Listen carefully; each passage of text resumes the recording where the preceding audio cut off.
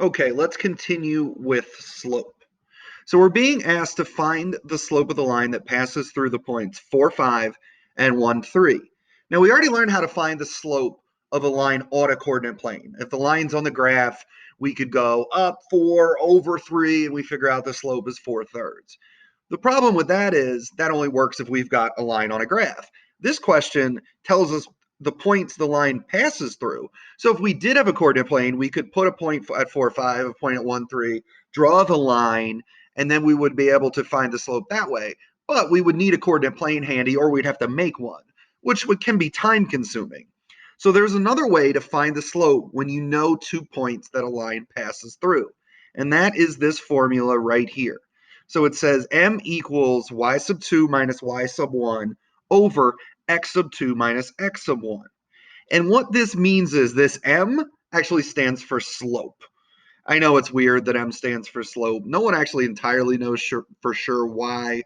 Some people believe it's because in French, the word Molière means hill. So, but who knows for sure. But anyways, it really doesn't matter. This is the formula used to find slope. And what it is y2 and y1 is that's going to be the second y coordinate minus the first y coordinate. X2 minus x1 is going to be the second x coordinate minus the first x coordinate.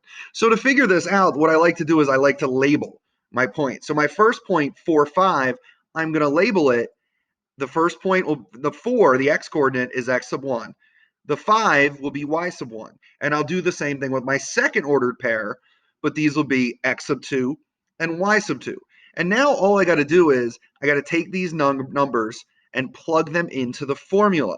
So y2 is 5 and y1, or sorry, oh my gosh, mistake. Y2 is 3 minus y1, which is 5. So I'll write 3 minus 5.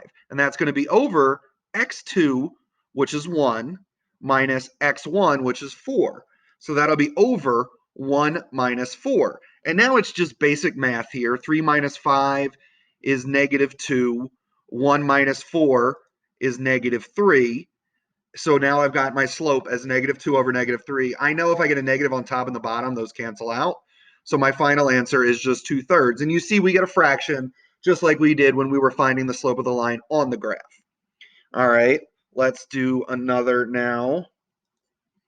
Our next one is negative 2, negative 6 is my first point, and 4, 8 is my second point. So again, I'm going to use the same formula, y2 minus y1 over x2 minus x1. I'm going to label my first ordered pair as x1, y1. I'll label my second ordered pair as x2, y2. And now I'm going to plug these numbers into the formula. So y2 minus y1, that's going to be 8 minus negative 6. So notice it's 8 minus negative 6. I got minus a negative there. So then I'll do the same thing with my x2 minus x1. x2 is 4. x1 is negative 2. So that's going to be 4 minus negative 2. And now I need to do this math. 8 minus negative 6. Remember when we have minus a negative, that is really just plus. So 8 plus 6 is 14. 4 minus negative 2 is same thing. 4 plus 2 is 6. So I just got 14 over 6. Remember, though, with slope, when you do slope, you need to simplify. So 14 over 6 can simplify to 7 over 3, dividing each of those by 2. So the slope of this line is 7/3. Remember, slope can stay improper. Do not make it a mixed number. Just leave it as an improper fraction.